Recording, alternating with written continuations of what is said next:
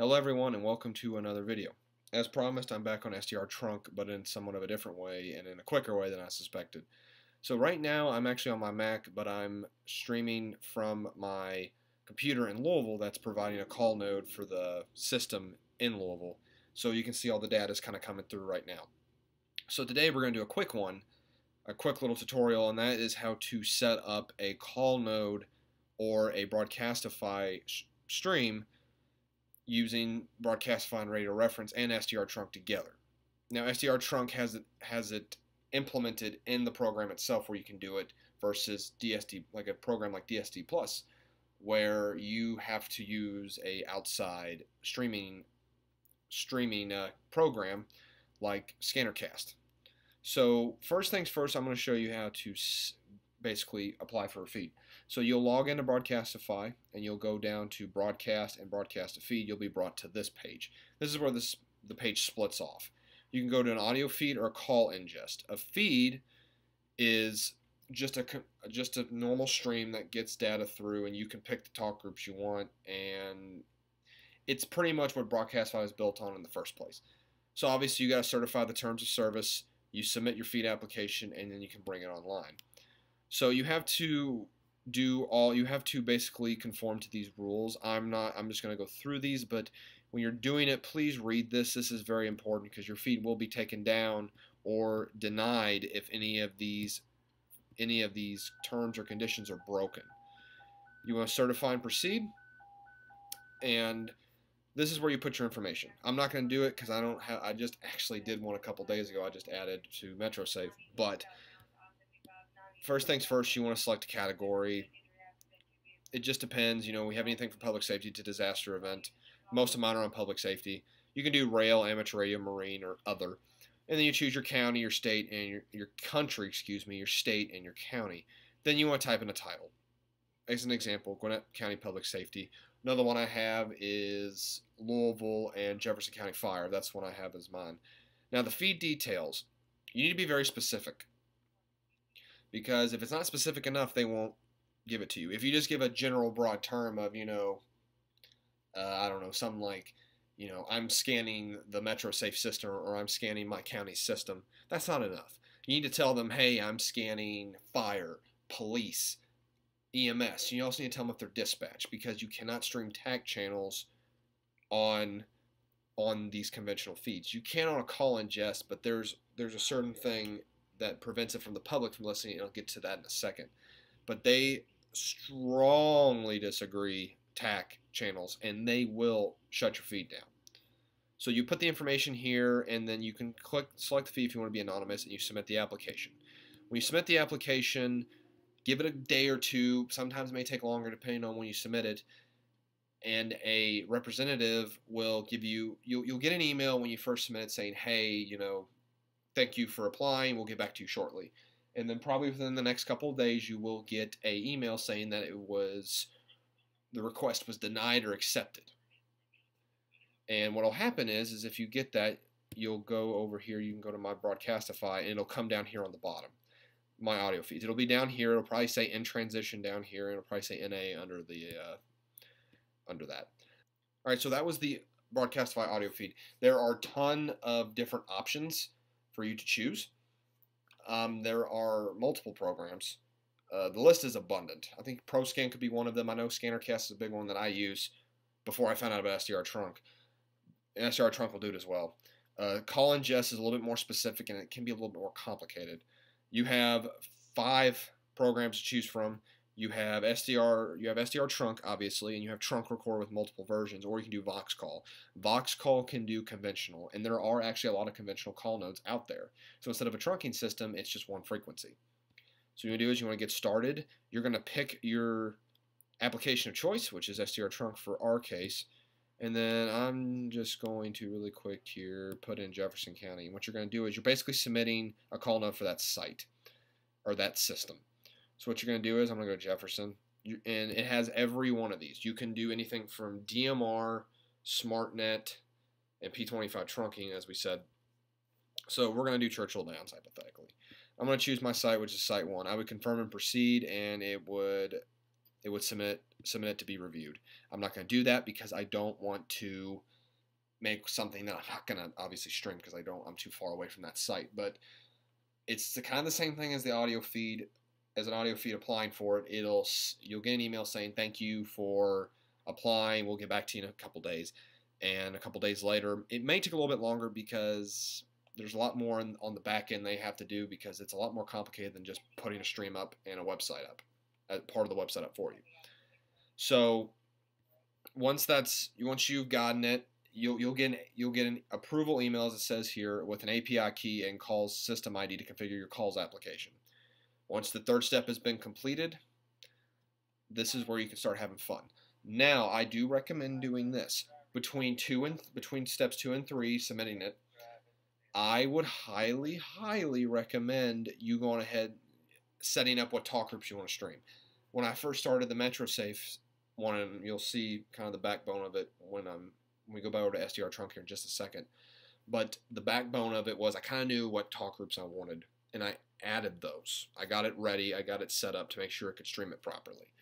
Now remember, you don't have to put down in a description as of now. They may change this, but you don't have to tell them what specific talk groups you want. It's controlled by you. You can put as many talk groups as you want in there or as less as you want. You can put TAC channels in there. You can put EMS to hospital channels.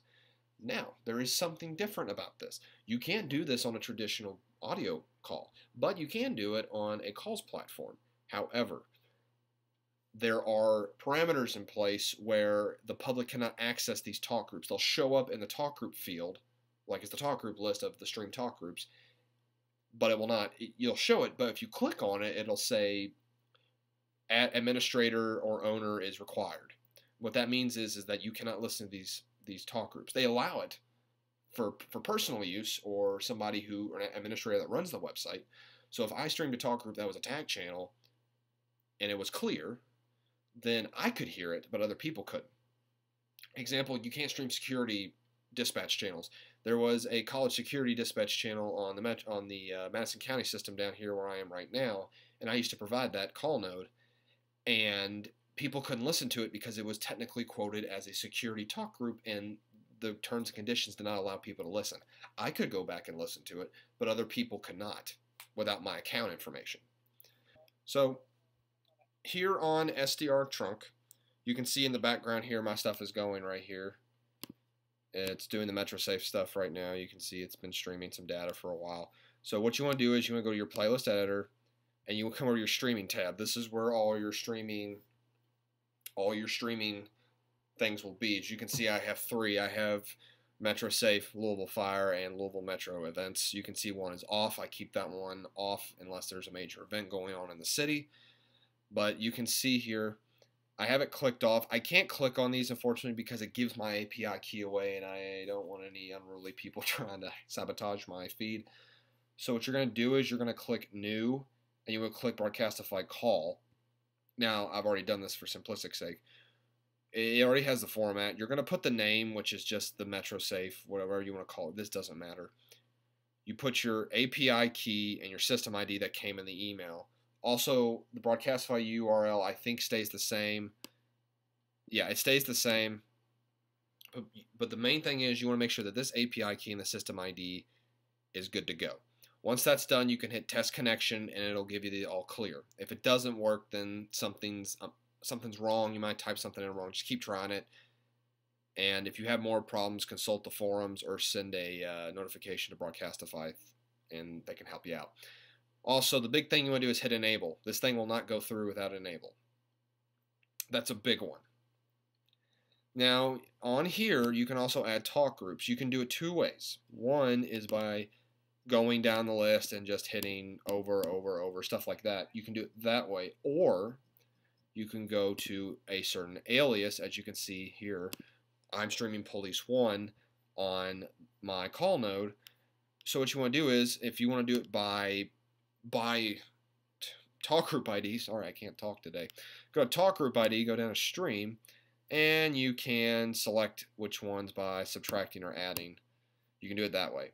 Personally, the easiest way to do it is probably by the list. That's probably the easiest way to do it. Now, any talk group that you put, and then any talk group you put in here, it's going to go straight to the node.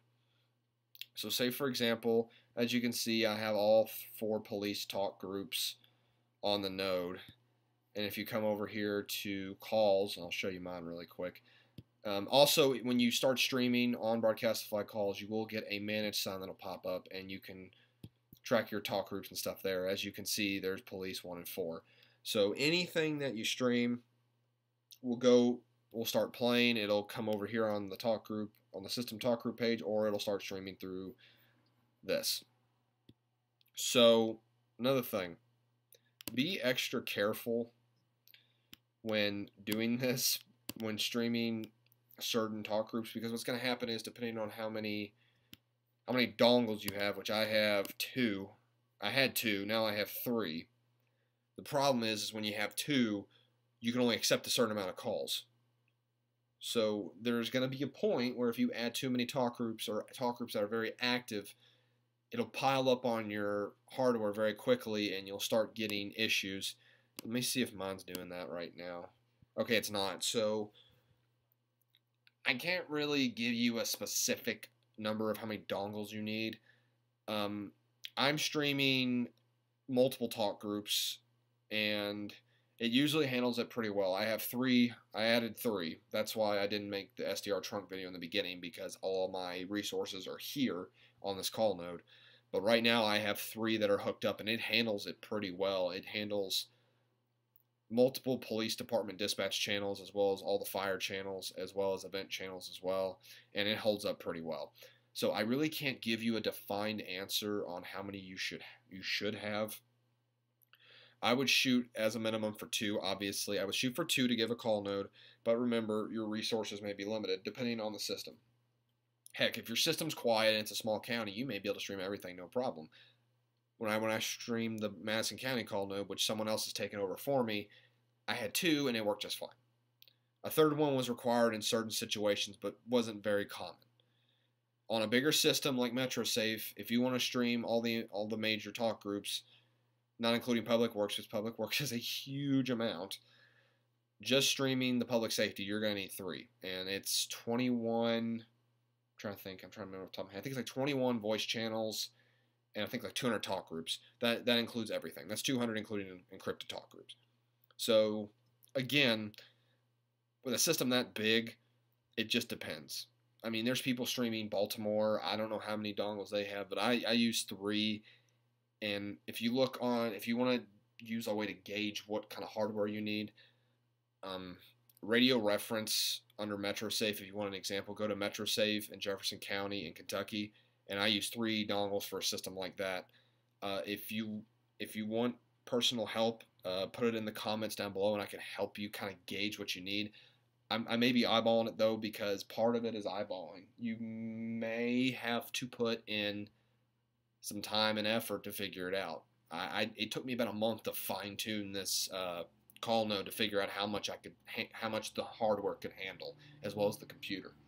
So I want to do one really quick. I went into more depth than I suspected, and I am going to do a couple more videos on SDRTrunk now that I found a way to kind of do it properly and do it this way. Next, I think someone requested AM. I've been wanting to do this video for a while, so I went ahead and did this one. We're going to do, I think, AM. I'm still trying to find the tweaks out of AM. And also a video that someone put on, or a comment someone put on my video, and I responded to it recently. It was 2 weeks ago. I kind of missed it. But someone asked about an XDN or NextEdge. This program does not support that as of right now. It still does DMR, P25, it doesn't do EDX, and it does Motorola SmartNet systems.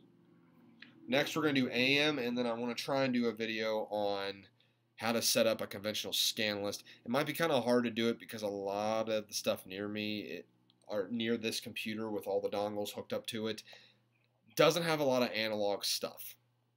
It might be kind of hard to do, but we'll just show you the basics on how it works. And I just want to do a quick video again, really quick, showing you how to do a call node ingest. If you have any questions, leave it down below, and if I miss something, please let me know, and I can make a corrected video on it.